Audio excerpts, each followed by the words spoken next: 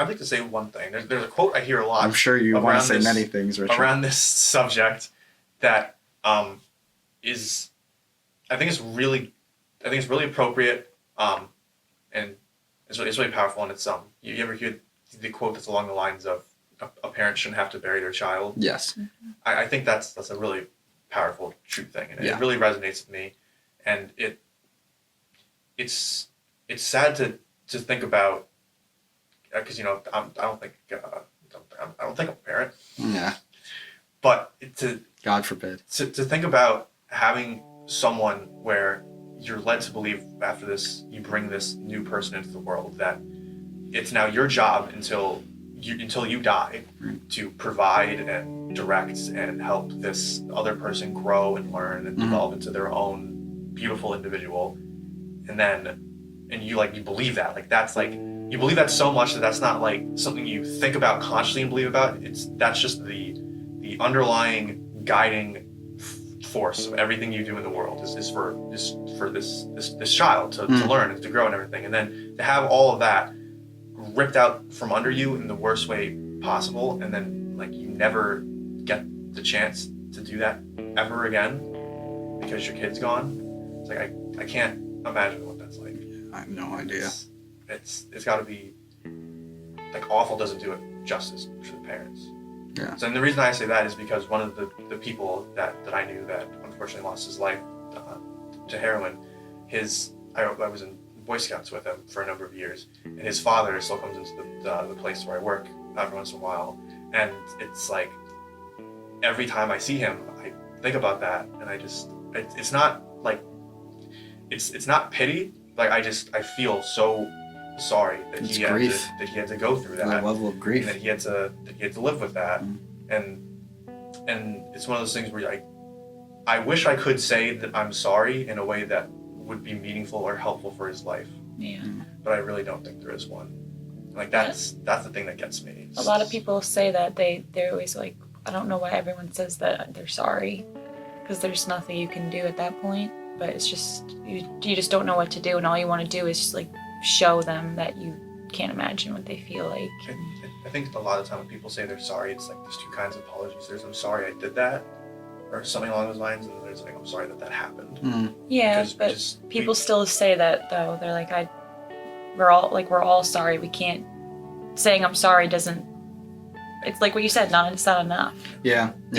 We want to. I think it comes from the place of when we see somebody else, another human being in sorrow, we want them to know, not in a we want a pat on the back or in a self. We want them to know that their sorrow impacts us, and that their sorrow is our sorrow. And that we just I don't know.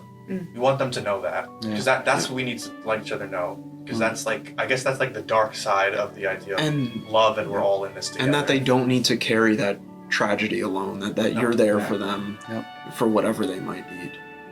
Yeah.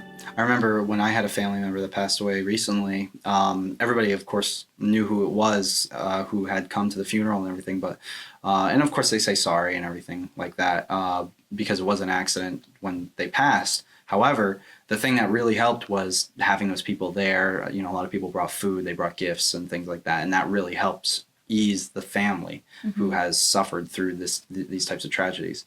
And so just being there, like you said, just being there for somebody, that really is a crucial element to when people are suffering and going through these types of things. Yeah. It's to the point too where I'm feeling so many different things about this topic we've discussed today.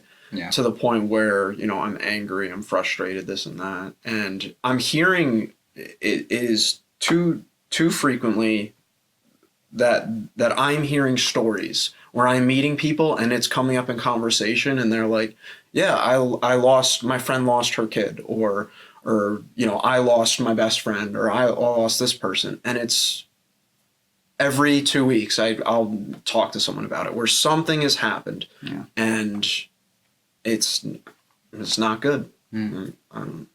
So it's almost like a lot of people, I feel like we're all going around and we're interacting with each other, but in a lot of times, in a lot of ways, it's so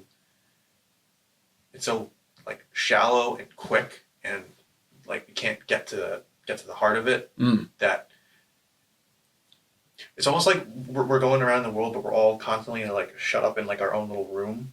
Well, tunnel Type vision deal. kind of deal. And we're what about television?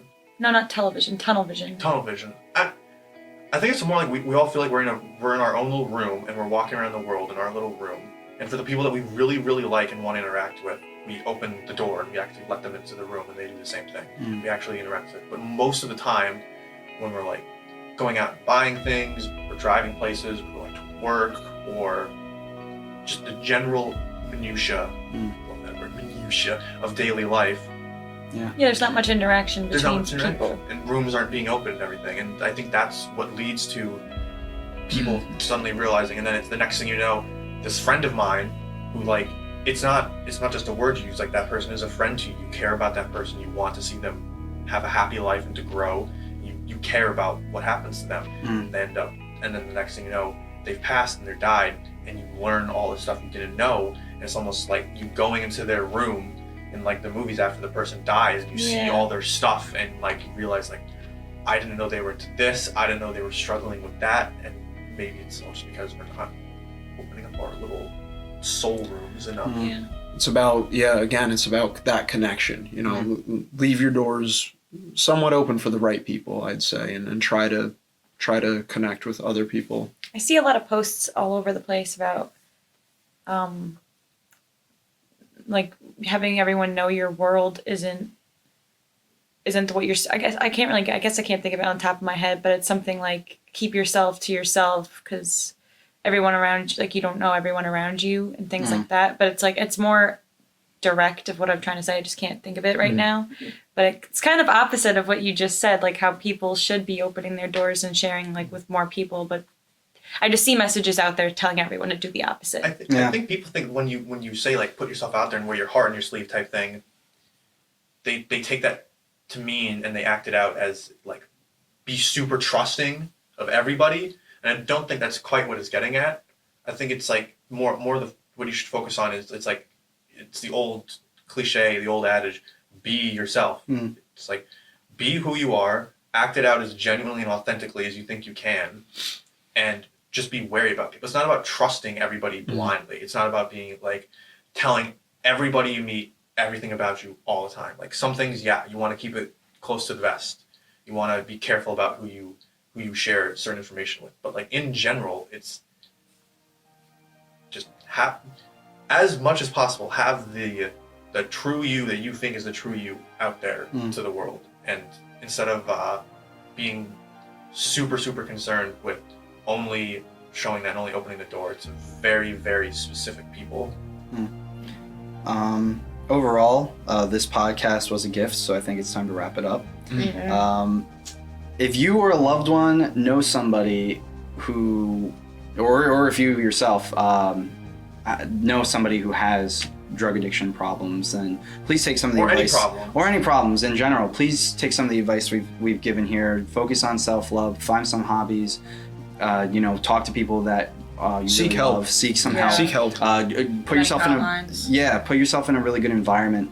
And if it gets to a point where you really do need help, then you should go and look for it. And if does anybody else have anything to add to that? I mean, I just want to say, it might sound a little cliche, but unless you're in like absolute hell, if you try and you just try to keep moving one step forward at a time every day, and you surround yourself with the best people you can, and you try to put yourself in good environments, things will eventually get better.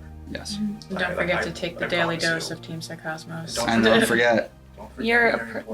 Also that you are a person and you're put on this planet for a reason. Right. So there shouldn't be a reason for you to think that's not your fate, I guess. Like not being on this planet is not. Yeah, you are a sun. You are a sun. We're all suns. You're all sun and you're all the moon. You have light in you. That's right. You do. And I think with that being said, make sure you subscribe to Team Psycosmos so that you don't do drugs.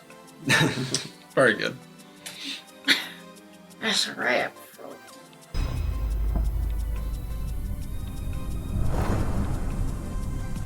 Hey, thanks for watching our video. If you enjoyed, please like and subscribe for more content. If you also want to keep supporting us, follow us on Facebook, Patreon, Instagram, and Snapchat.